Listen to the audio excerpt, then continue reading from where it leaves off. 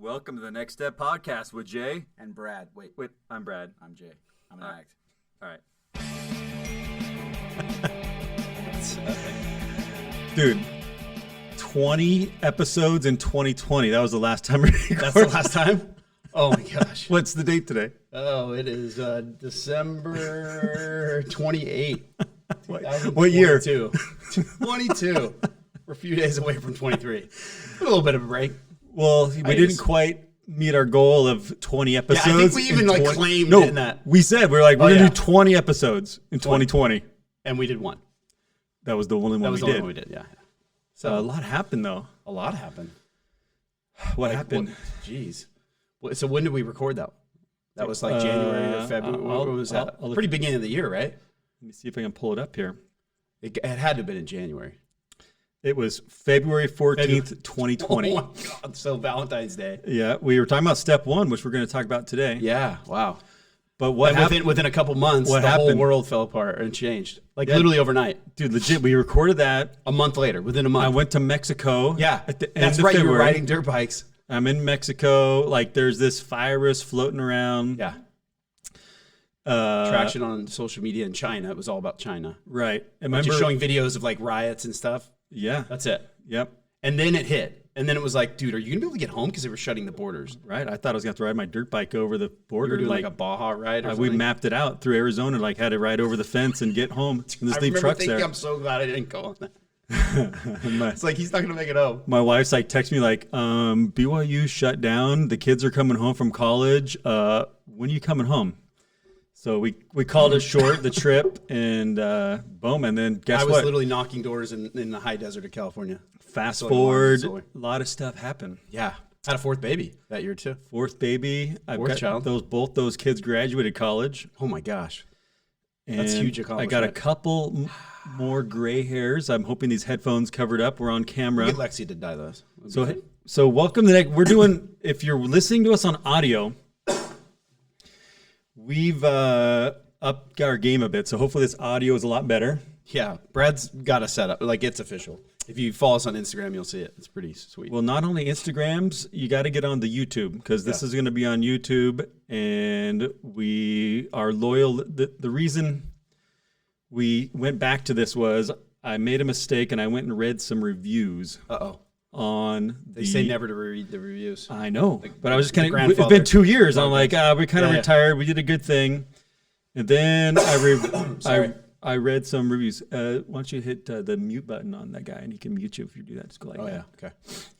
So I'm gonna read a couple because these reviews on these are only on Apple, but some of them are recent. So I got notified of some of them. Mm-hmm. So I'm just gonna read them randomly. This was in 2022. This is this year, early on. Your podcast perspective are so honest and so helpful. I appreciate your humor, honesty, and perspective. Thank you from the recovered spouse and recovered addict married couple. Now, after finding recovery after a few years, we have been called to be ARP 12-step leaders. We guys be making more of these in the future. Jeez. Ouch. Come back. Let's get honest. Ouch.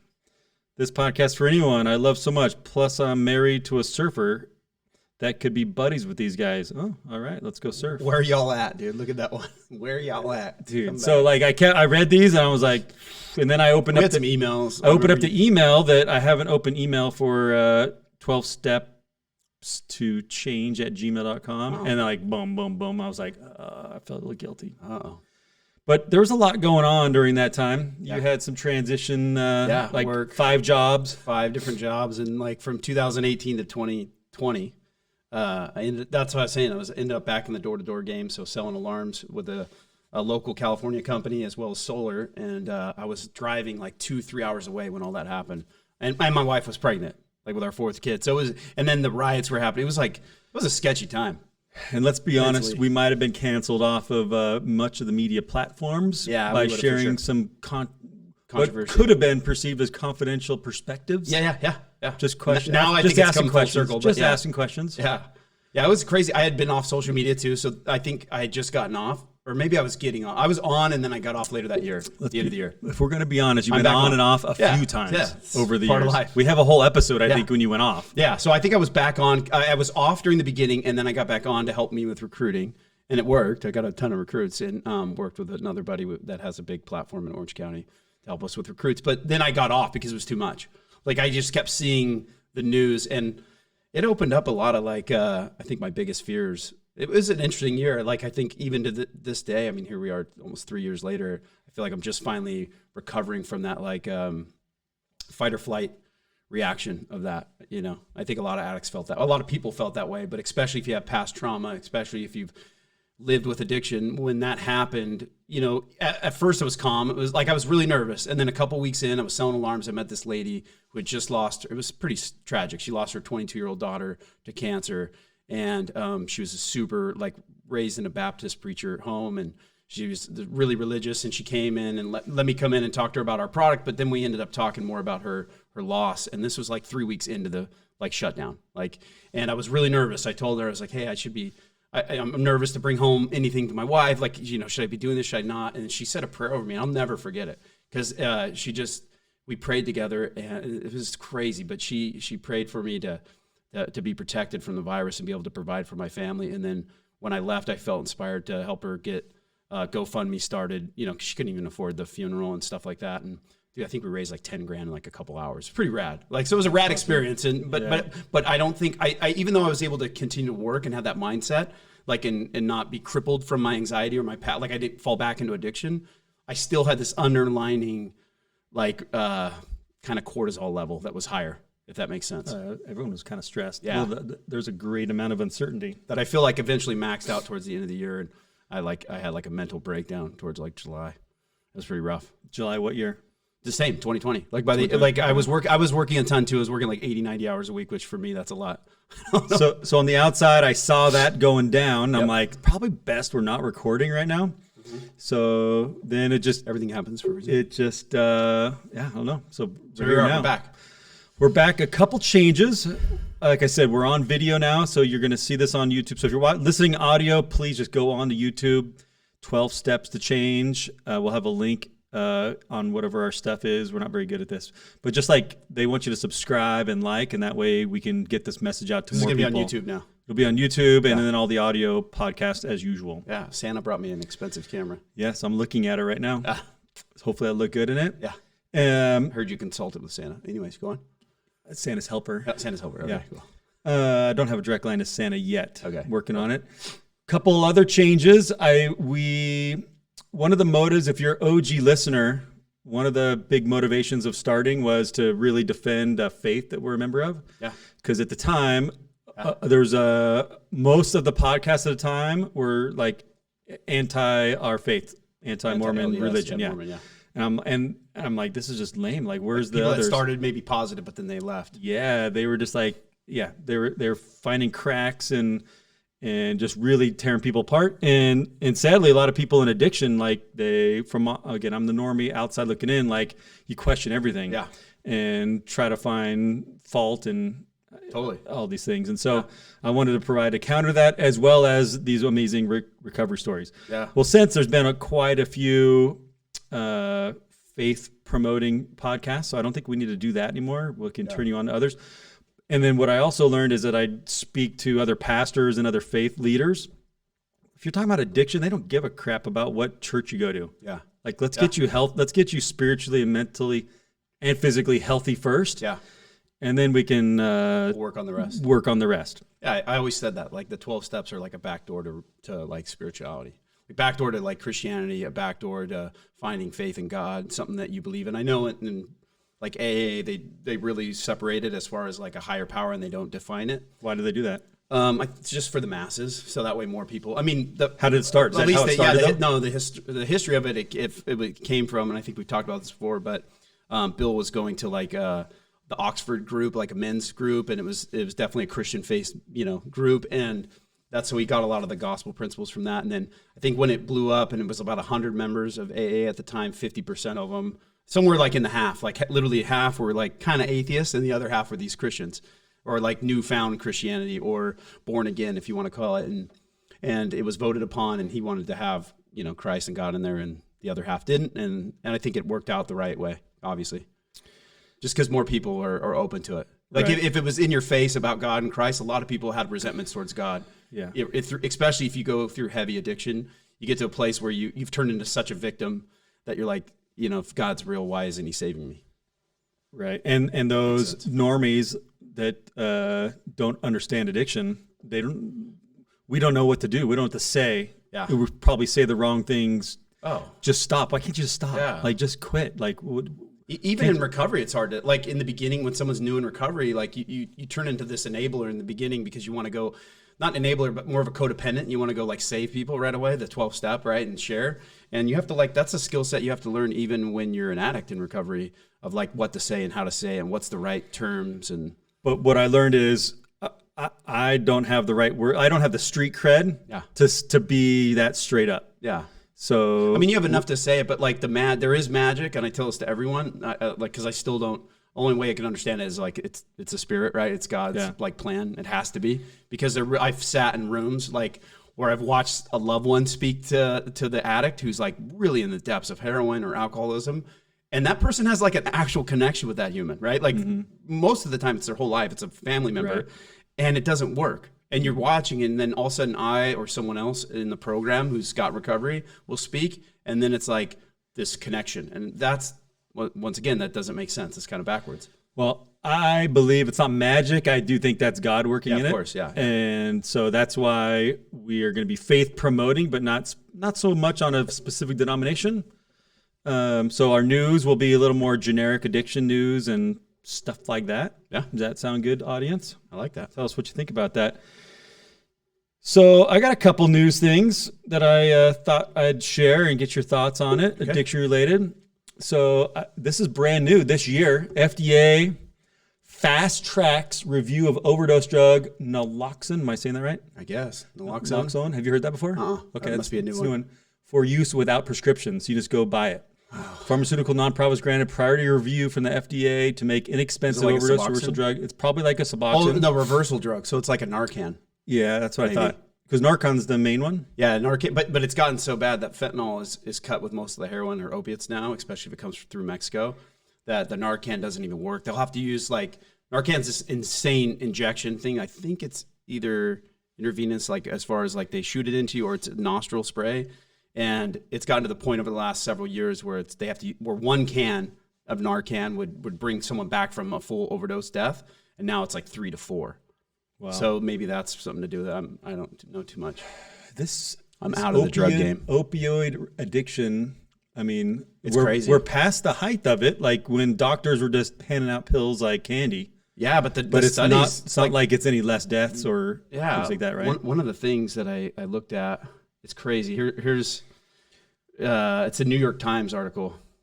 So this is crazy. I spoke with my company that I work with about addiction recently on stage with all the sales reps that work for this company, and this is the stat I shared. It said, and this is coming from the New York Times. It says the death count is the latest consequence of the escalating public health crisis, opioid addiction, now made more deadly by the influx of illicit manufactured fentanyl and similar drugs. So that's what I was just talking about. So these synthetic opiates. But it says drug overdoses are now the leading cause of death among Americans under 50. So meaning me, everyone who's under 50. So Brad, you're cut out of this. Yeah, you're safe. You're actually not likely to die. You're probably gonna die from something else. It's the best but not, news I've got all yeah, day. exactly. But isn't that crazy?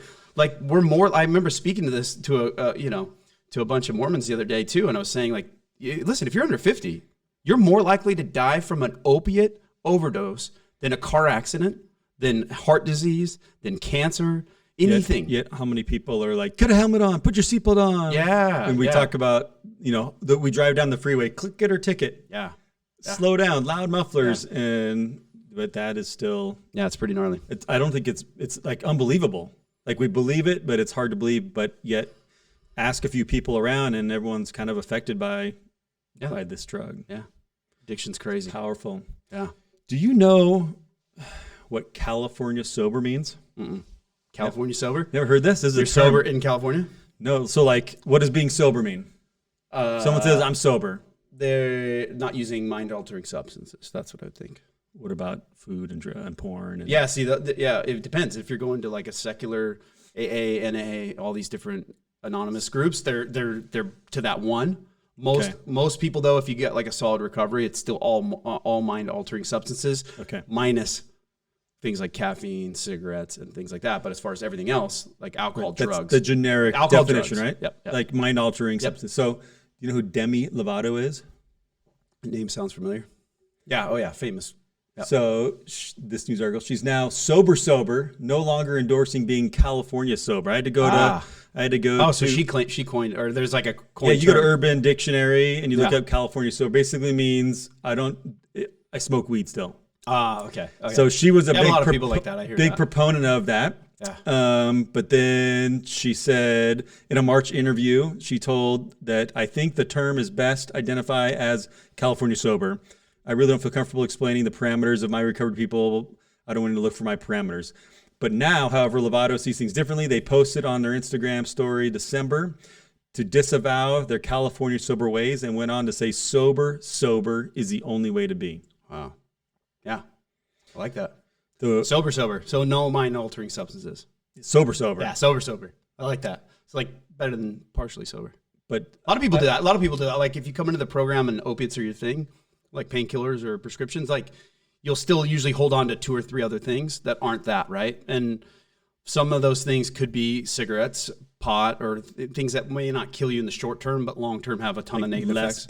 Less bad, right? Like opiates, if you're playing with opiates, it's just guaranteed death. Like eventually you will die from it. And so for the most part, there are those zombie-like people that somehow make it a long time. But so a lot of people will come in and they'll quit that one thing and they'll get insane results from that, right? Like if you're quitting something like heroin or opiates, like or painkillers, your life obviously is going to extend, go up. But if you're like holding on to pot, right, you have a low frequency. You're still like pulling yourself down with a chemical. You're still not living your highest self, I guess is what she's talking about. That makes sense.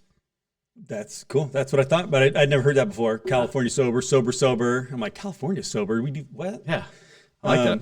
So we had our own. I'm gonna start using that. Are you California sober? Are you sober? I just started another 12-step meeting down in Encinitas in California. You might have to because the definition's different. And sure enough, someone was in there the other day and they were talking about they've been sober from like meth and heroin for a long time, but they still just now starting to get over pot, which is amazing, right? It's good, better, best, right? We always talk about that. Obviously, you want to stop the one that's going to kill you, right? And then work on the rest, which is cool because it's all in God's timing. Well, but you'll have the best results if you do it all together. But. As the outsider, I've probably, I don't know if I can make this claim, but I'm probably on a short list of normies that have attended more 12-step meetings than most normies. Yeah, totally. Without someone in my immediate family member in addition. But normally that would be like a spouse or a parent. Right. But what I noticed is that progression, like I'm coming in because this thing is ruining my life or my marriage, my job, whatever. And then it's just because it's not like one and done. You do the 12 steps and you maintenance, you keep getting better and better. Yeah.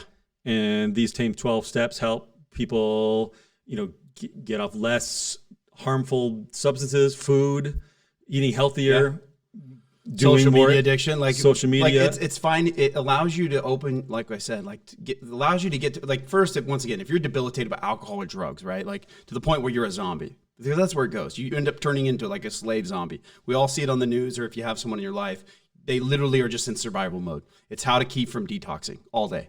Just how do I keep from going in withdrawal? So you're taking the amount that is necessary. There's no longer a high. There's no longer like pleasure. It's just you're a zombie and you have to get that in you. Otherwise, you're going to be even sicker and you feel like you're going to die. You're probably not going to die, but you feel like you're going to. But then once you get off it, like there's levels to the whole thing. And the longer you stay in the program, I mean, I think about so many different things that I've surrendered, over time that it's been 10 years now. So it's crazy. Like, every year there's something new. I was just talking about that last night in a meeting. And it's hard to want to surrender some of those things because you're like, dude, especially if you've been a heroin addict or been an opiate addict or an alcoholic, you're like, dude, I already gave up that. Like, that's enough. Like, that's the hardest. I shouldn't say giving up's the hardest. It's not going back to it is the hardest, right? Like anyone can flush pills. I say that all the time, or anyone can dump their alcohol out. Staying off of it is the hardest, right? So then when you feel a prompting to like maybe quit, get healthy with your food, maybe stop drinking Diet Coke, whatever it is, like energy drinks, right? Whatever it could be. And I'm not to say who's what, but I'm just saying these are the type of things that I've experienced too. That's what's cool about the recovery community. It's like, what are you working on? Yeah, and that's what's unique about the church, though, that we've always talked about. This is what's unique, because I just started this meeting with a lot of non-members. So here I'm running a 12-step meeting, ARP, Addiction Recovery Meeting, at a church, at LDS Church in Encinitas, with more than half as non-members. And it's their first time experiencing, right, this all-encompassing 12 steps, right? Where we, in step 11, it lists everything out, whether your addiction's been to pornography, drugs, gambling, sex, all this stuff, like unhealthy spending. Like, it goes into everything, depression. And some people have been, it's not their fault. They've just been kind of coached to look at it separate. But it's not. It's the human condition. That's what I feel like. Because a lot of people are, well, at least I'm not as bad as that. I don't addicted to this. Which, of course, is good, better, best. Like, like if you're not, stealing from your parents to go get heroin, it's probably better. It's worse than someone who's smoking pot all day. But is that person living the best version of themselves that's smoking pot all day? Right? So it's good, better, best. You'd said, I can't remember where we were. We're probably going surfing our way back or talking about setting up podcast about, because we haven't addressed the elephant in the room. Oh, yeah. 10 years. 10 years. That's right. Brother, you got so see it. See this thing. Throw it up there. Boom. Can you see that? Boom. Right there. 10 years. It's a decade. It's a long time. 10. It's a third of my life. Almost a quarter of my life, because I'm almost 40. What? You're almost 40? Yeah. 10 years is big, and you, I can't remember what conversation, but you mentioned how, because it was opiates. Yeah. We went in the meeting. Yeah. But then how you sponsored. Drugs, we were talking about sponsoring sex addicts, and how like that was just boom boom right off the bat, and then how it has helped you, because we've all, probably most people know some people who've lost family, divorces, infidelity. It's more common now to hear about porn addiction, right? Like when it's crazy to think that just in how many years, 7 years since we started or whatever, when we did our first one, how much has changed. Like pornography was being pushed on society as a healthy thing, and now it's like the jig is up even with that. Well, because check this out. Look up there. So 20 years ago on Christmas, these things did not exist. Whoa. 20 years ago. Name off some of those. So we got, let's see, iPhones, Facebook, YouTube, Instagram, Twitter, TikTok, Android, Bitcoin, Tesla, iPad, Gmail, Netflix, Amazon Prime, Slack, Red, WhatsApp. Ooh, that one can be tricky. Messenger, Google Maps, Snapchat, LinkedIn, Pinterest, Chrome, Zoom, Zinc. None of these existed Christmas 20 years ago. That's crazy. So, but that's crazy. But like, think about how many people have grown up with all those. And I'm so old that like, if you're 18, every kid is normal. Seeing porn. Yeah. Oh, it's impossible. If you're going to be on a digital device, it's impossible. It'll eventually get to you somehow. I mean, what Playboy was when I was a kid is Instagram. Most of us that like found porn and sex addiction at a young age, it was because it was shown to us, or we found it through a family member's like stash of their porn mags or videos, or a friend's dad or brother. And once again, like, it's unfortunate that some of us found it at a young age, but at the same time, like now it's imperative. You're going to see it eventually. So you have to be prepared a lot. And digital devices, all those devices all those apps, I should say, are purposely built to be addictive. Yeah, I saw something the other day that like we can stop all these different opinions on social media, right? Like especially during the pandemic, we talked about like opinions can be blocked. Like people can literally be blocked and like scrubbed of the internet. Mm-hmm. Like there's some people, it's almost impossible to find their content unless you go to their website and buy their stuff. But we can't wipe off pornography. We can't wipe off child pornography. Right? Which we all know is the catalyst to abuse on children and actual sex trafficking. Yeah. It's still on the internet. You and I, in 30 seconds, could find it. Mm-hmm. That's crazy. Mm-hmm. That's sad and it's crazy. So we're not here to like, cure all that, but we definitely have a solution to if your life has gone down a dark path. That's the whole point of this podcast. Yeah, what I've always thought was if these steps can be used to get you out of a eating out of a dumpster, selling your body for meth or heroin or whatever, then something that you consider a lot less harmful than that, you can use these same 12 steps. Something that's giving you like the definition I love is from Gabriel Mate, and he talks about the definition of addiction is something that gives you temporary, like immediate pleasure, right? But long-term pain, and you can't stop it. So immediate gratification or pleasure or soothing, it helps your anxiety go down. But if you keep doing it, you have long-term negative effects. That is the definition of that. Look at that family. So with Slater, as if he's part of the family. I love it. He'll go to any family. Yeah, he will. 10 years. What? 10 years. It's crazy. What key insights? Like, yeah. you recorded some stuff and one of the things I think about is that, you know, if this last decade, which has been ups and downs, right? Like, it's not like it's been 10 years of bliss. There have been definitely multiple years back to back that were bliss for sure. Because I think when you live a certain way, and if you're fully surrendered to the gospel and God, and you have that conscious connection of spirituality with Him, your perspective is different. So the way you view everything is more the world's happening for me, not to me. But if you're like me and you slip in and out of that, that happens. And so what I was saying is that this 10 years has been up and down, but if it's been this good overall, right? If you look at that family, that's a picture of, like, I just shared that on stage the other day, and it's like, it's just pure bliss, like so much happiness. But we all know in this 12-year family, this is 12 years. So my first 2 years of our family, I was on drugs. This last decade, I've been off. If it's been that good based on a foundation of the prior decade, so from, like, you know, 13 to 19, 20, whatever that decade was prior to this last decade, if that was so chaotic, because that decade before this last one of sobriety was so rough, and I was able to have that as my foundation to lead to this level of happiness I've had in this decade, imagine where the next decade will go if my now foundation of this last 10 years of sobriety and recovery is, if that makes sense. The foundation is higher. So it's a more sure foundation. It's a more sure foundation. It's like the Christ Sermon on the Mount, right? And you think about that. So, you know, building it on rock versus, so this decade is like, it would make sense that the next decade's gonna be epic. So was I'm trying to manifest. Was it easy staying in recovery? Well, at times, yeah. Like, I mean, like I said, so the first 8 years, I feel like it was the easiest thing I've ever done. Once I got that first year done, that first year was rough, right? Like, it's just, you're reprogramming yourself. You're going from thinking that you're all these things to really having a moment of clarity where you look at yourself in the mirror, and the drugs are the least of your problems. They're just a solution that doesn't work. You're the problem. Short-term solution? Yeah, it's a short-term. Yeah, it barely worked. But, like, going from that and then reprogramming yourself, finding new friends, like, just trying to figure out how to live a new life. Like, I remember at one point saying, and I thought about this the other day when I got my chip, I remember me and Lexi had been back together we had been separated. We got back together. We had just the two kids. So we had Rusty and Avery, and they were little babies. They were like 3 and 1, like newborns, right?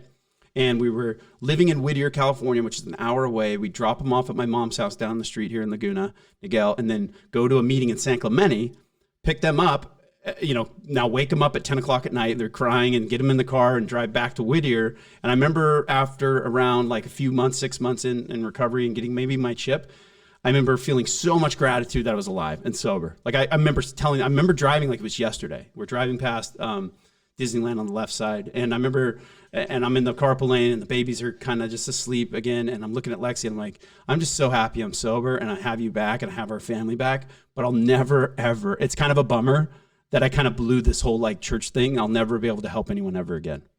And that was an honest statement. That wasn't me being a pity party. That wasn't a victim mentality. That was a true belief. That was like, as I get chills just thinking about it because it was real. And Lexi said this, yeah, at least we're sober. Like that was our belief. That's what we believed, was this was now going to be the best we can do. And it's crazy to think that was a decade ago, and how many people have been influenced from one person's like recovery. And it's not really one person, it's a bunch of people that have shared it with me too, right? Right. Anyway, I don't know if that makes sense. No, it does. Because that goes back to where a lot of people completely give up on faith in general. Yeah. Organized religion and the opportunity to serve others. Totally. Or they get sober and they stop going to a meeting. Yeah. It's all about me. Well, I'm good. Yeah. But think if you just got sober and didn't go to meetings and didn't sponsor and didn't put yourself out there like you do. Totally. Going back to your original question, I just remembered it. Sorry. I'm like, but it was, that, so you get that programming, right? Like that level of clarity to say that statement and mean it and be happy still with your life, that you just have your life. Sometimes I wish I could tap into that more, right? Because it's a level of just humility that's beautiful. Being grateful to another level. You're just tuned in. You're just like tuned in with God, and like you're so grateful for your existence. That's very few of us experience that. But what I was going to say is then I like did the steps. We then started a meeting together, right? Like we helped other people. We started a podcast. Those were the good years of recovery. And the reason why I say that is I had a new job. I started making more money. Like life became great. All the things I've ever wanted in life seemed to happen and come to us. And I had new friends, and like, it was beautiful. And I think maybe it was God's protecting me from what was going to come and allowing me to, I don't know for sure, but allowing me to have a foundation that was sure of recovery, because I swear at like age 30, so that was 26. So for about 4 or 5, 6 years, over the last like 3 years, I've had surgery after surgery after surgery. And I'm telling you right now, and we'll go into this, but if I had any surgery in the year 1 or 2, I don't think I would have made it. I think I would have gone backwards, because the last 3, 4 years since I've had my first shoulder surgery, then my second, then these neck injuries, and I had surgery in my mouth, like a ton of different stuff where I've had to be prescribed painkillers. I chose to have them prescribed. It's not the same. It's different. It was really hard and difficult. Luckily, I have the program. Luckily, I have people in my life that can keep tabs on me and I can be open with and vulnerable with. But I guess it seems like the last 4 or 5 years have been maybe 4 years have been maybe not even 4, maybe 3 years have been really tough. So with recovery. Yeah. Recovery and religion and belief and faith. And it just, once again, I think 2020 hit and it got really challenging for me. I had this first surgery before that, but it was just like a blimp. It was in 2019 or 18. I had my first shoulder surgery and I was on painkillers for a very short time right after the surgery and got off them. It was fine. We did an episode on that. Yeah, we did an episode. Yeah, it was fine, right? Then 2020 hits. And like I said, I think the fight or flight child, like the traumatized child was awoke, and I didn't realize it.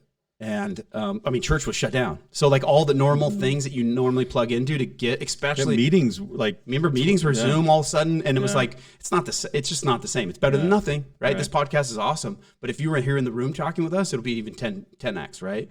So all that gets shut down. Plus I was working a ton. I was away from my family.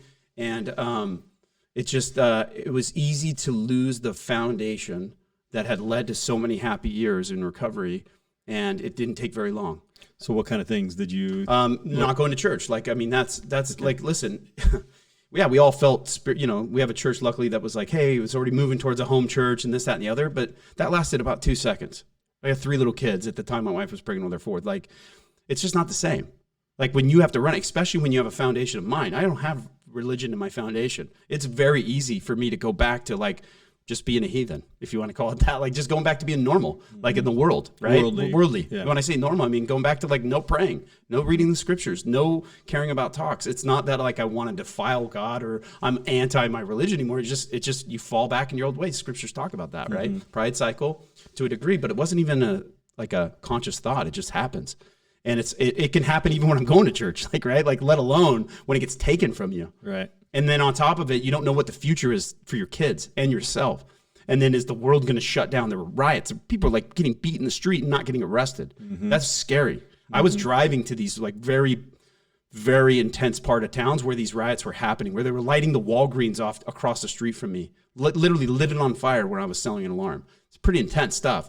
And I'm already a paranoid guy. So like it brought me to a level of like, I think I had a level of anxiety that was just higher than most. And it was right under the surface. I was keeping it together on the outside a little bit, but on the inside, I was a ticking time bomb and I needed relief, if that makes sense. But like I didn't have my normal channels to go to. At least I didn't feel like I had. Like I kind of separated from it naturally because, couldn't do it. Well, yeah, society kind of forced us to be away from gathering and fellowshipping. Yeah. And so gnarly. And in those, because those meetings that, whether you go to a 12-step meeting, you go to church, when you go to those meetings, I think for me, it separates you from the worldly stuff so that we can get in tune to have the Spirit communicate with us. Yeah. Quiet those noises. Even me as a normie, like quiets those outside 100%. Noises. And that's why these things are so dangerous, because we don't get quiet. We just, as soon as we have a quiet moment, we go back to. Yeah, you want to be pacified, especially if you have an underlying. Because the hardest part is being conscious, right? Like when you think about like being conscious of your spirituality, where you're at, being conscious of your sobriety, being conscious of your relationship with your spouse, your friends, your family, your kids, like at work, like being conscious is actually conscious and not being like a sleepwalking through life is actually the biggest challenge I think any of us can do. That's why enduring to the end is the last principle of the gospel, right? It makes sense now. If I would have understood it as consciousness, it would have made a little more, I could relate to it. Enduring to the end, what does that mean? Am I holding on? Right. Like, you know what I mean? That seems like you could be just hanging on. Yeah, not enjoying it. It just has a negative Yeah. But when you think about being conscious, like I was not conscious of the fact that I was losing spirituality a little bit from not going to church. And it wasn't a big like boom. No, it was just like slowly erosion. Yeah, within 5 months, none of us had been to church. We immediately don't have a connection. And remember, everyone in my life over the last 17 years of being a member of the church is new. Mm-hmm. My whole like existence prior to that was no one was a member of any faith. Right. And so like now those people are taken from me. Like and I didn't view it that way, but that's what happened. So now I'm not getting plugged in to that. So but my light goes a little dimmer. Then on the same time, I'm not getting that connection with addicts, right? I'm working more. I'm not getting connection with my family. Like I'm working with members, some of them, most of them weren't, and they were a lot of substance abuse, a lot of chaos, a lot of unhealthy living, but good people, right? Like, I mean, people in the world are still good people. And I had a lot of friends that were users that are some of my favorite people. But we're influenced by the people who are around. Yeah, exactly. But you get influenced. So my light just got dimmer. And then all of a sudden July, it was just like, I remember right when the baby was born, it was just like this mental breakdown within a couple weeks after. And I just was like, it wasn't even the work, because I actually enjoy working that many hours. Like you get in a rhythm and you're like, holy crap, this is amazing. You feel like especially if you have high energy and you like what you do. But it was more those other things. It wasn't the work. It was not having spirituality. It wasn't having connection with my friends or my family or my church and recovery. And then just get off track quick. And you kind of push those.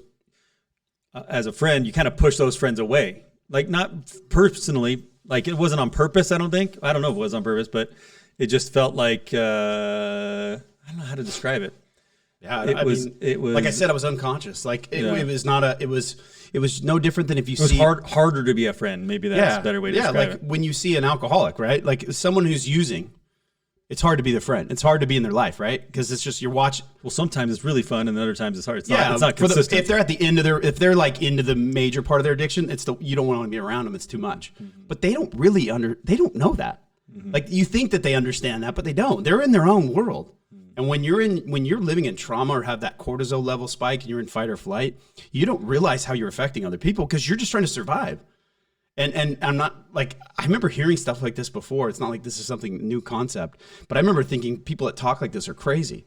Like you're a victim, you're nuts. Like you want so like 4 years ago, or no, like 6 years ago, however many years hearing ago, that described, you'd be like, I'd be like, oh, this person's just weak. Okay. Right. It always goes back to strength and weakness or whatever. But I'm telling you, like, to be conscious of your level where you're at and how you treat your friends and your family is not easy. And that's why I said when I got my chip, hey, there's a lot of newcomers in this meeting I started, right? 50% of the meeting is brand new to recovery, and they have some severe addictions, and some have a lot of time, like 4 or 5 years. And I told them, I was like, because, it's amazing. I remember seeing someone get 10 years in front of me when I first got my chip. I'm like, that is insane. Right. You're a god. Like You're I a hear god that, because I met you had what, like 3 or 4 years? No, I had a year. It was only a year. I had a year. So only a year. But you'd meet these guys that had like 10, 20 years, and you'd be like, oh, you're savage. Yeah, you're like, dude. And as a normie, I'm like, what do you mean? You got 1 year, you got 20 years. Like, just keep doing what you're doing. I remember you saying, like, when you said, hey, let's start a meeting and then a podcast, I was like, dude, I'm not even close to qualified for any of that. But then I do, now looking back, I'm like, yeah, if you got 1 day sober, you're in a whole nother light year ahead of the person who's still active in their addiction. So what I said when I got my chip, I said that this symbols 10 years of being on the road, right? It hasn't been perfect, but at the same time, like there's been, I can be just as sick in my recovery. Like I can be just as sick sober as I was on drugs, if that makes sense. What does that mean? So an example is, like I said, if go back to 2020, stop praying, stop going to church, stop going to meetings, right? Become more irritable, more judgmental, more critical, more anxious, all those things. Like that is sickness. Like they say, sobriety is one thing, recovery is another. When you hear that term as a normie, if you don't know, that means that when you're sober, you stop partaking in the drug or substance, but recovery is a spiritual sobriety. It's like you're on a new level of consciousness spiritually or connected, or emotional sobriety. It's a big difference. It's powerful stuff. And you hear that when you're new in recovery meetings, but you don't fully understand it because you can't. Your perspective is limited. It's like a kid. If I tried to explain that to my 5-year-old, Right. what? Yeah. You know, I hear the words. I know what half of them mean, right? And that's how it is though when you get sober. Yeah. It's like even members of the church, like it's hard to understand this. It's hard to understand spirituality, especially when you've been brought up in a world of chaos. So let's say we have some people listening that are in that place you were, a year or two ago. Yeah. And they're like listening to this and they're realizing, that's me. Like I was good. I feel like I'm just doing like I so said, good. I'm just waking up. So I've been 3 years. What helped you? Was there chaos. anything that could have helped you wake up earlier? Yeah. Once again, being conscious, like take an inventory. It's step 10. This is what it comes down to. This is what I've learned in the last 6 months of coming back to the program, like hardcore. Because there was a point where I didn't want to go to meetings. I was like, I have no desire to use drugs. Why would I go? Like, which is crazy. Surprised me because that's not our message. Not you. Yeah. But that's how quickly you can start seeing a new reality, right? Your perspective changes depending on what you're putting into you, right? If I look at one media source versus this one, I'm going to view the whole world differently, right? And so when you take spirituality out of your life, you view things differently. And so I have this baseline that goes back. Remember, I've only been almost half my life religious or any spirituality. So there's still a giant chunk of this programming that's still in there. And what's the question again? How to get back onto it. Yeah. Yeah, like if Step someone's 10. So that's what I was going to. You're at step 10, you need to do step sound 10. like you're in a much better place now. Step 10 is the reason why I said step 10. Yeah. Sorry. So how do you Did you get stop back on doing track? you stopped doing maintenance steps? Yeah, you stop doing the maintenance steps. So the answer is always in we the can't steps. we can't control if the world shuts down again. You can't. So once again, going back, what's the podcast? The next step, right? And we always say That's that the it's answer. the next. That's the answer. So mine is step 10. Do an inventory. How am I doing spiritually? How am I doing mentally? How am I doing physically? Physically, I got super unhealthy at one point, right? I gained like 200. I gained 40 pounds. You're pretty big for a while. Pretty big. But you said you like me bigger. But I anyway. do like you bigger, but this one you weren't a happy bigger. No, because my spirituality wasn't there. So maybe if you're fat and happy. No, I'm just kidding. I don't know. So physically, mentally, spiritually, emotionally, relationally, and then in recovery, like check yourself. Do an inventory in your phone. I told probably 50 different sponsees this is what you needed to do, but it took time for me to like. Was there a trigger or an event that happened that made you just like snap out of it, or was it a gradual bring back too? It was a gradual slip away. It was gradually to slip away, and I think it's been gradual to come back. There's definitely micro moments that brought me back. People that come into my life, the people I work with. There's a few guys that I really look up to that are only a couple years older than me, that are also in the program too, and they're just spiritually like spirit giants. And here I am in the sales industry and a lot of bravado, a lot of money, a lot of like ego, right? And then all of a sudden, and that's how that one company I was with. And now this new company has more actual spiritual people, like, you know what I mean? That are active members of the church. Does so they're outside sometimes you would share with me like a tragic event that happened to someone, death, an overdose, a divorce, something really big. A lot of people falling. And so like I hear those from you, like, holy crap, this like kind of shook me. Like, this is gnarly, this is heavy. Yeah. Did those help you? Because sometimes I think you mentioned it, going to meetings, and you see the newcomer. So I broke my anonymity in the first place. Remind you, someone died in our meeting, our local meeting in San Clemente. Someone died, and then I spoke the next week in church, and that's how this all started, right? So definitely there. We were doing this, the sales team I'm with, right? Most of them are pretty either members of the church or very spiritual, and a lot of them are in recovery. We go to this class called Breathe. It's Breathe. It's a place in Carlsbad. And you do the Wim Hof breathing. So it's like hyperventilating type, oxygenating your whole body breathing. And it's all together collective. Then you do cold plunge and the sauna, which we've gotten way into. Yeah, I love it. Yeah, we could talk about that in another podcast. But, I'd never done the breathing collectively. I've done that breathing for years now, but never in a group setting and to that level where we did like 8 rounds of it. I literally, this is a few months back, had a full-on vision, like a spiritual vision, and where I saw myself on stage. I saw myself talking about recovery. And mind you, this is now 2.5 years of not doing that, right? Like not even a thought of doing it. I don't want to do it. If you ask me, I'm like, begrudgingly I'll do it. In this breathing thing, I'm now holding my breath for about 5 minutes and seeing this happening. I have no concept that I'm in a room with other people, right? And I see myself on the stage. I see myself talking about recovery.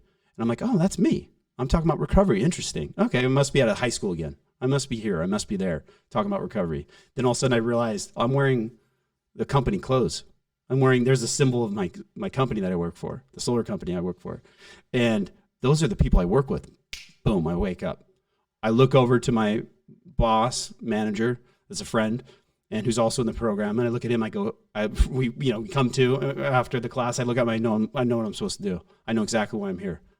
And it was like that quickly, but the spirituality didn't come back that quickly, but the opening of like what I was supposed to do came back, because I am good at acting on promptings. A moment of clarity. A moment of clarity happened.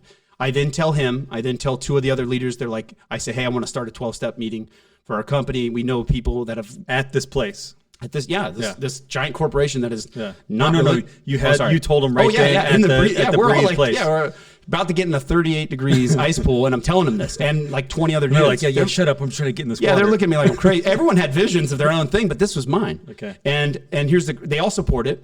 And then I hit them up 2 days later, like, no, I want to do it. Let's figure this out. Yeah, for sure.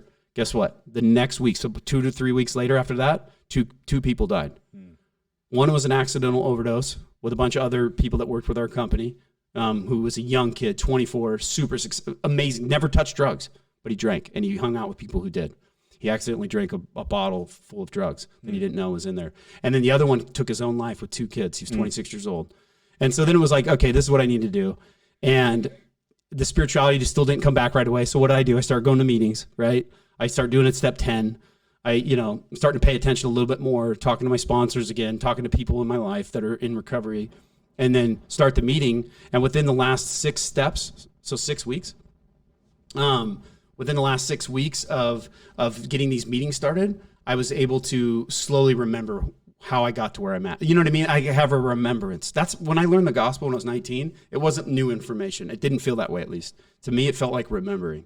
And that's how my recovery came back. Like, It felt like this. So it took a little bit of tragedy, a little bit of a spiritual awakening, a vision, if you want to call it that or whatever. It sounds super cheesy, but that's just reality. That's how it happened. So you used to harp on people hiding their recovery under a bushel. Sounds like you were hiding your recovery under a bushel for a little bit. I remember thinking about it, because you still have these thoughts. Like, you have these impressions that come in your mind. You're like, what?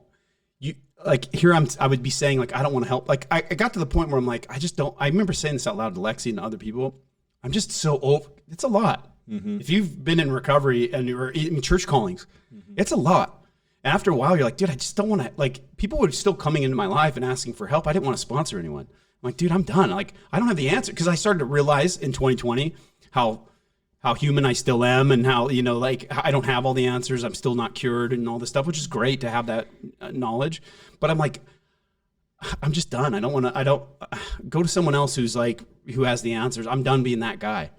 And I think some of that's healthy, right? Like, to step down from being a meeting leader, right? Because there's no leader. Like, we're a collective body, and enough people have recovery now. But it definitely felt like it was righteous intentions to pull back in the beginning, even before 2020. I started to feel that way, right? Like, we'd stop doing the meetings, and I would still go, but I just would sit in the background and still share, but not like lead it. And so it was righteous intention to not be I felt like I was getting put on a pedestal. You don't be the spotlight. You don't want to be the guy on the stage. Yeah, I already have an ego, number one. It's massive. And I already have the capability of controlling a room. So you put those two together, and I'm in recovery, you know what I mean? And then other people are new. It's really easy for me to control everything. And I don't like being that person, even though I shouldn't say that. I like being that person, but the spiritual side of me doesn't. I know that that's bad. You want to keep that kind of contained. I want to control that. Yeah. Like, I only want to use it for good, if that makes sense. So it's crazy that a righteous intention to pull back from being self-righteous or being put on a pedestal righteous intentions can sometimes lead you, just like addiction. Like, I was righteously given a painkiller originally because I had surgery, but it took a turn quick. And so it's crazy. Within 3 years, I almost lost my whole everything. Like, for the first time just this year, in the beginning of the year, I was like, I don't know if I believe it. Beginning of 2022.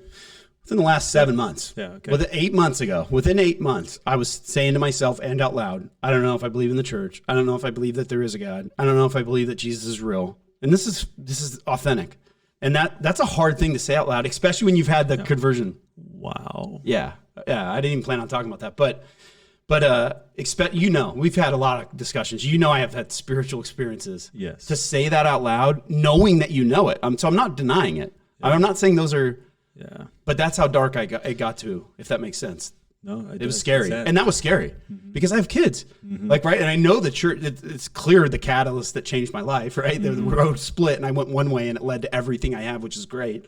But then to have those feelings come out of nowhere, and it wasn't a happy feeling. It wasn't like, oh, I'm gonna go, yeah, it's fake, like so I can go do what I want. It was like my wife seemed to be okay with like us kind of being in limbo, and I'm like, no, dude, you don't understand. Like if it is true, this is not good. Like, you know what I mean? Like this is not going to be good for me in the end, or you, or anyone, or my kids. It brought a real level of fear, which led me to really like be conscious again and to discover like, do I really believe, and try to dive back in, which led to where we're at today. And I feel like I'm back. I don't feel like I'm 100%, which is good. I want to stay in that. I want to stay in that pocket of that drive home with Lexi, with the 2 little kids, where I said, I'm just grateful to be alive. I don't want to believe the limiting belief where we can't help anyone. You should do a date night on that road back. I should. That'd be funny. Go to Whittier, drive there, and then do like a whole reenactment. Just when you drive back. Yeah. You've mentioned that many times. Yeah. And I can picture Disneyland on the left, but that might be Anaheim, powerful to revisit that drive. Yeah. So, fast forward, we got 4 kids. We're in recovery. Lexi's now doing, my wife, by the way, she'll be on the podcast. Yeah. I already created a thumbnail for her. She's dove into Al-Anon at full force. Like honestly, this last year, she's been like a spiritual teacher to me, which is crazy. I've always been the more spiritual one, the more like leader of the family. And I've relied a lot on her spirituality. And even though she was getting a little like into the weeds with some things, her consciousness level, if that makes sense. I know it's like a buzzword right now, but it's the only way you can really explain it. Like her level of awakeness, not woke, but like just spiritual awareness. Spiritual awareness, yeah, of herself. Like the temperature gauges are all on. Like she can see it perfectly. From Al-Anon, from true hardcore Al-Anon meetings and running them in the church. She's another person. She's like, I don't know. I'm so grateful she's raising my kids, and she's not perfect and I'm not perfect, but it's like that level she's teaching now to our kids. And I'm watching my daughter, who's 9, say things that are just like, dude, if I were to die today, I'm like, I already feel like Don't say that. I know. But I'm just saying like the generational trauma has been stopped with me if I wanted to. I still have many years to go. You could still blow it. We all can blow it. Of course. We all can screw it up. But it's pretty rad to think that like, we're not on that path anymore, and we're back. Like I feel back. Welcome back. I just finished watching The Chosen. That got me psyched. Did you see it in the theater? No, I wish I did. I'm gonna rewatch it again. I couldn't even keep up. Like I had to watch them all. You know me, I'm all in. I know you. You can't watch one. She's at a like, time. you already on episode or season 3? I'm like, you're cheating on The Chosen. Go ahead. I can't. This is not Yellowstone. I gotta skip ahead. I gotta watch this. It's like, and I feel it as corny as it seems. Because I've always said this, but I get the chills. It's hard for me to have a relationship with someone I've never seen. It's hard for me to have a relationship when I felt abandoned most of my childhood. It's hard to me. But I actually remember why I joined Christianity in the first place, because I do feel an illogical connection to this being, that being Christ and Heavenly Father. And I feel like it's turning back on.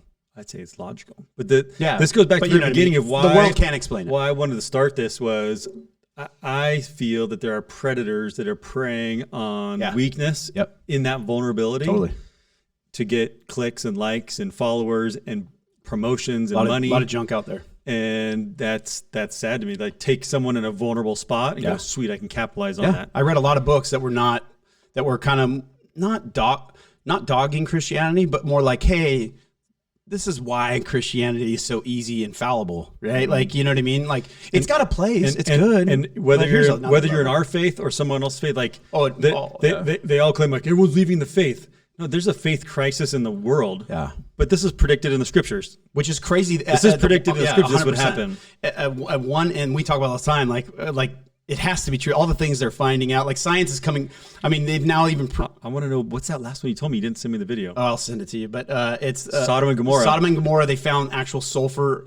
I gotta see this. Sulfur balls. It like like little composite, like almost hail balls, right? Like little like rocks into the dirt, into the ground where Sodom and Gomorrah was, and they can light them on fire. You see them light on fire. Yeah, in you this can video? see them light it in the video. I gotta see Let this. alone that, plus other scripture prophecies of this sea in Galilee? No, it's this other river. It's in Revelations. It says when it's dried up, you'll know that the 4 horsemen are now allowed to bring havoc to the world, and it's dried up. And they found 4 caverns, and it's just insane. And then you got secular people like other podcasts who are super anti-Christianity and don't believe in it, make fun of it, now saying that, well, it looks like there was a flood that actually wiped the whole earth off. And I'm like, oh, what do you know? But then they always try to tie it in, well, all religions had the same flood. I'm like, yeah, maybe we all came from the same place, maybe, right? Is it plausible that we, it kind of fits in the timeline. All these pyramids that are all over the world built at different times with similar architecture. It's hard to deny, especially if you wake up. Like I feel more awake than I've been in a long time spiritual, and then you start reading this stuff. But it is hard. There's a lot of stuff out there. There's a lot of books a lot of information on YouTube and Instagram that can definitely benefit your life, right? Like if you practice Taoism, are you going to be a better person than like a heathen, like someone who doesn't believe in anything, an atheist and angry? Of course. Yeah. But there is some beauty of Taoism. I got way into it. Like I got an analogy. Okay, let's hear it. Maybe we'll close on this. Yeah, I'm going because we tangents. surf. We surf. Yes, we do. Quite a bit. Not as much as we used to because we're injured. I'm injured all the time. You haven't surfed as much. Well, actually, I'm getting back. It's winter time. Yeah, we always take breaks. We're wimpy with the water. Yeah. Okay. Listen. We surf. Yep. You and I don't agree on the same type of surfboard, right? Do we? Almost never. Right? Like 3 fins, 2 fin. Actually, you flop around a lot. I flop around. Single fins. I've been pretty consistent. I'm a 3 fin guy. Yeah. Maybe a 2+1 every now and again, but and if you don't surf, you have no idea what we're talking about. But me and my son all had twin fins for like years. And when you without being braggadocious, but like if you surf regularly like we do, like we can argue about that, and I'm like whatever, like we can complain and bicker about fin setup and size of fins and how many fins and length of board and volume. There's a lot of stuff to argue about on it. But we're surfing at a high level. Yeah. If I'm teaching someone how to surf, I'm not like, dude, you're riding a twin fin. Yeah. Like, let's just get you standing up. They just need 1 fin at least. Let's get you surfing. Let's get you on a 100-liter board that floats you. Let's get you out there. Yeah. Right? In a ripple. You just need like a half-inch wave to push them in. Right. Let's get you surfing. And that experience will get you. And then let's get you good enough. Then we can start talking about what fin setup. Like, don't ask me about what fins yet. Let's just get you surfing first. But in the world, we've got people who don't even surf. Yeah. Give a religious analogy. They don't even believe in God, and they're picking little warts on a religion, on a faith, on the Catholic Church, Baptist, Mormon, whatever it is. They don't even believe in a God, and yet they're sitting there like, oh yeah, in your church you do this. Like, okay, that's like someone who doesn't even surf trying to tell me what board to ride or what fins to use. Really? Like, how about you? Let me see you surf, and then we can talk. Yeah, it's a bummer because some of it is super intentional, right? Some of it does have they're doing it on purpose, and then there are people out there that are just. Father Sam, Logan Mission, GR, 558. That's my son trying to FaceTime video chat on his mission in Guatemala. Oh, that's awesome. Could you hear that, Adam? That's awesome, Logan. Let's go. Patch him in on the podcast. You should. Should I? Yeah. Let's answer it real quick. See if it answers. Oh, the whole family's on. Hey, warning, family! You are live on the podcast. Next Step podcast. Let's go. Go the overview cam. Yeah. A little huge shout out to Elder Barber. Where you at there, Barber? Where you at, Elder Barber? Uh-oh. Oh, you're muted. You got to unmute yourself. Oh, sorry. You are live on the podcast. You're live on the Next Step podcast. Let's go. Where are you at, Logan or Elder Barber? You can hear it. Let's go. Wow. Is there any addiction? Look at that haircut. Is there any? Yeah, his hair's never been that short. I've never seen him with the high. You look really good. Hey, Elder Barber. Is there anybody that struggles with addiction in Guatemala, or is that just an American thing? Yeah, drugs, tobacco, alcohol, it's the same? What do you know? Yeah, not as much drugs. You have a good-looking family, Brad. Ton of alcohol. Haley, you were in New Mexico. Was there any drug or alcohol problems there? Yeah. Your daughter's in high school. Any drugs and alcohol in high school? Reagan, that's you. Do kids do drugs or alcohol now in high school? She's like, are you asking me if I do it? She's like, of course not. She's like, what? We're having an intervention right now. Got expelled for having cocaine in her backpack. Really? Jeez, yeah, cocaine's making a comeback. Yeah, hey, I heard Julie. that. They didn't have any good programs in New Mexico where I was. Yeah, some states down the street don't have them. Like, it's crazy. Not really locally anymore, but there are some parts. But you know what, Logan, in Guatemala, is there the triangle with the AA in it? Go find one. That's your homework. Report back. There's for sure a meeting somewhere there. We go on surf trips, and I showed you. Probably didn't pay attention. I'm like, oh, there's an AA meeting right there. There's a building, and all those little villages we went in Mexico to surf. There's these little AA buildings. I haven't seen any. Look for them. Look for him. Well, should we let him go? So yeah, we're gonna hang up on you. Hey, love you Like- guys. That was awesome. Sorry. That's beautiful. Yes, That's pretty rad. technology. What's that up there? Oh. Yeah, no, I mean, that's pretty cool. You've But- had now 2 kids on missions. That's pretty rad. Yeah, too. So, but that I guess that end on that point is we speak specifically about ARP 12-step meetings that are in our church, Yeah, but there's 12-step meetings yeah, in every country, every city. And I remember Xander, who's been on here a lot. Yeah. He was an opiate addict with you, but he went to AA he went to A like and religiously. just replaced the word alcohol with opiate. It was not to enter the church in the beginning. Like, I mean, he was still a member, but he went to 3 meetings a day for almost like 100 days straight. AA meetings, secular meetings, and he wouldn't. The ARP wasn't really down with for a year or so. Just was like, you know, and granted, it was really small. It wasn't the same, and I'm sure he was getting way more from meeting with hardcore, like hundreds of years in that room. It's like you're just trying to stand up on a surfboard, right? Just Yeah. keep surfing. I think going back to what you're saying too, like whatever you're looking for, you know, the view in which you look at the world or the church or religion or God or recovery, like your perception shapes your reality. That's like a big term right now. And going back to being conscious and being like loving yourself and finding, you know, being able to check your own temperature gauge on your spirituality, your physicalness, your emotions, your relationships. If you are doing that, step 10, then step 11's easy, right? It's a lot easier to have a spiritual connection with God and have a revelation like I did to start a meeting you had to start this podcast. And then 12 becomes just part of the program. Like you're naturally now going to be put in front of people that you can help. So it starts with step 10. It starts with an inventory, So if you're in a funk in recovery, which is really step 1. It's a mirror of step 1. If we're going back to this is step 1. Yeah. Step 1 is to get honest. Admit that you have an uncontrollable problem that you can't manage on your own anymore and you need help. If you do that, the next steps set you up for the rest of your life, a decade of happiness and struggles, but your lens is different. You're clear. so maintenance steps 10, 11, 12. Yeah, maintenance steps are on my mind right now because that's what's getting me back. Which is the 10, 11, 12 is encompassing 1 through 9. If you do it right. If you do 1 through 9, and you do 10, 11, 12, you'll never have to do 1 through 9 again, if that makes sense. Right. So if you don't know what the steps are, check them out. Okay, so last question. Yep. Is there something a loved one can do to help? Like they see their loved one in that funky state. Yep. They're in that, they were doing great. They're worried. Yeah, They don't know yeah, what to yeah. say, like irritable, like all the things you described. Yeah. Is there anything, or Yes. what advice would you have that they would say 100%. to I know help? exactly the answer. Yeah. Okay, good. Yeah. Go to an Al-Anon meeting. Get Al-Anon Works, the book. Oh, hold on. So you're saying Right don't away. say anything. That person should go to Yeah. an Al-Anon meeting. You have no right to talk about addiction if you know nothing about it, right? Okay. And you're going to mess it up. You'll make that relationship worse. Even if you have the righteous intentions and you love that person, you'll make it worse, I promise.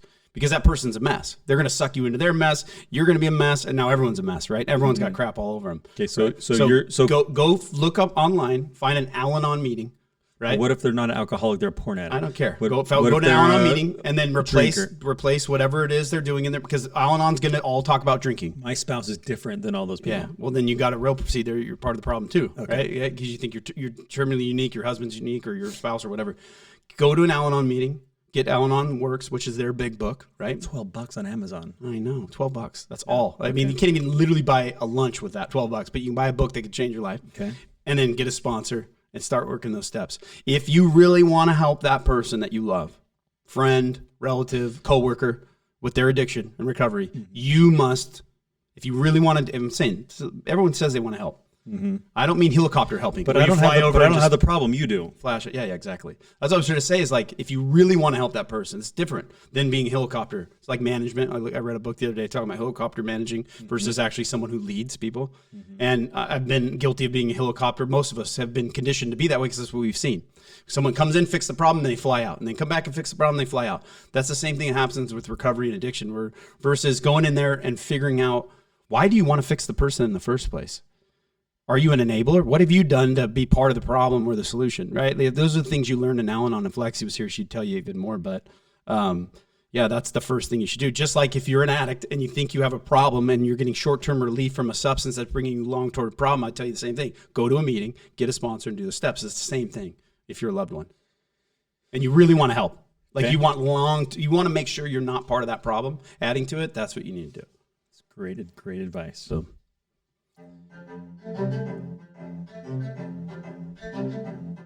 This is our outro. Oh, this is out? All right. We're gonna end on this. There you go. Hope you Adam, enjoyed it. feel free to fade us out whenever. We're back.